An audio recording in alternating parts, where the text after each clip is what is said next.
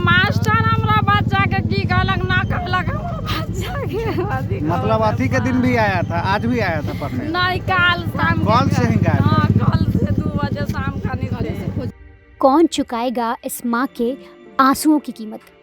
कैसे अब ये माँ अपनी बेटी के गम से बाहर निकलेगी? इन आंखों से निकला एक एक आंसू उस हैवान शख्स को याद दिलाएगा कि उसने किसी से उसकी ज़िंदगी छीन ली। चेहरे पर दर्द और आवाज़ में हल्कापन बड़े ही अच्छे तरीके से बयां कर रहा है कि इस परिवार की अब ज़िंदगी उजड़ चुकी है। ये मामला बिहार के मुजफ्फरपुर का है। खुशबू कुमारी के कोचिंग टीचर ने उसके साथ पहले दरिंदगी की और फिर उसको बेरहमी से मौत के घाट उतार दिया। 15 साल की खुशबू इस साल 10वीं की एग्ज़ाम देने वाली थी, जिसके चलते वो कोचिंग में पढ़ाई करने लगी। वहाँ के टीचर विवेक ने खुशबू को पहले अपने प्रेम जाल में फंसाया और फिर शादी का झांसा देकर संबंध बनाए।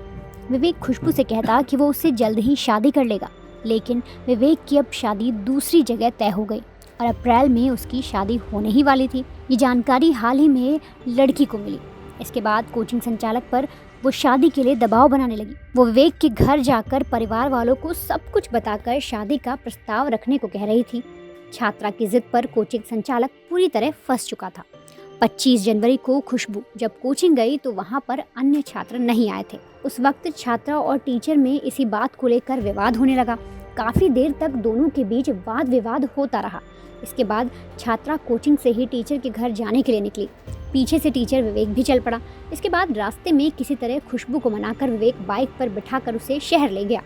वहाँ से उसे एक रेस्टोरेंट में ले गया। रात में वो दोनों शहर में ही घूमते रहे। शहर से लौटने के बाद विवेक खुशबू को एक बगीचे में ले गया, जहाँ उसके साथ पहले उसने दुष्कर्म किया और फिर अपने 2 साथियों के साथ मिलकर एक धारदार हथियार से उसका गला रेत दिया। और इतना ही नहीं, इसके बाद उसकी लाश को मिट्टी से ढककर वहां से फरार भी हो गया। अब जब खुशबू काफ़ी देर से घर नहीं लौटी तो परिवार वालों को चिंता होने लगी। बेटी के ना लौटने से परेशान होकर इन लोगों ने टीचर को कॉल किया तो उसने बताया कि आज तो कोचिंग बंद है। कोचिंग करे पढ़े। कौन क्लास में पढ़ते? मैट्रिक में। कोचिंग का नाम क्या नाम है? शारदा कोचिंग। शारदा कोचिंग में पढ़ती थी। कै साल से पढ़ती थी यहाँ? 2 साल से। अच्छा, पढ़ने में कैसी थी? पढ़ने में ठीक है। किसी झगड़ा उगड़ा हुआ था? किसी से नहीं। नाम क्या हुआ बेटी का? बेटी के नाम खुशबू कुमारी। अच्छा, कै बजे पता चला आप लोग? हमरा 5 बजे सब दिन कोचिंग से आवल तो हम 5 बजे खोज ली। मास्टर पर फोन कर ली तो कहीं हम परीक्षा देवाने गए। तब हम कहली हमारा बच्चा कहाँ है, तो बंद है। तो जब बंद है तो हमसे कहे ना बोले से बंद है तो बच्चा के नहीं जाते। आप बच्चा के क्यों नहीं बोला?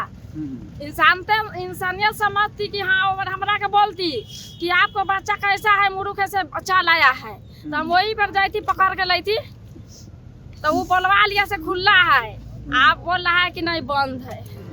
एक दिन बीत गया था लेकिन खुशबू का कुछ पता नहीं चला। इसके बाद खुशबू के परिजन उसके कोचिंग गए तो वहाँ पर खुशबू की साइकिल खड़ी मिली और फिर उन्होंने टीचर से पूछा कि वो बात को गोल मटोल करके क्यों घुमा रहा है।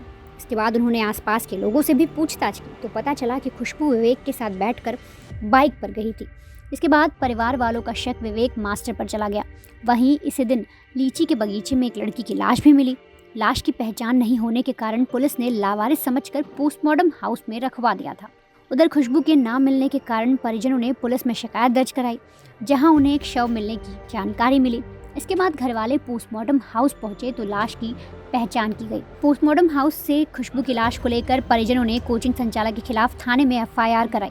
एफआईआर के आधार पर पुलिस ने टीचर को अरेस्ट कर लिया। जब पुलिस ने विवेक से इस मामले में पूछताछ की तो विवेक ने बताया कि वो खुशबू से शादी नहीं करना चाहता और खुशबू का उसके परिवार के पास जाने से वो फंसता चला जा रहा था, जिसके चलते उसने यह कदम उठाया। वहीं खुशबू की पोस्टमार्टम रिपोर्ट से खुलासा होगा कि उसके साथ गैंग रेप हुआ है या फिर नहीं। अब पुलिस इस केस में हर एंगल से छानबीन कर रही है।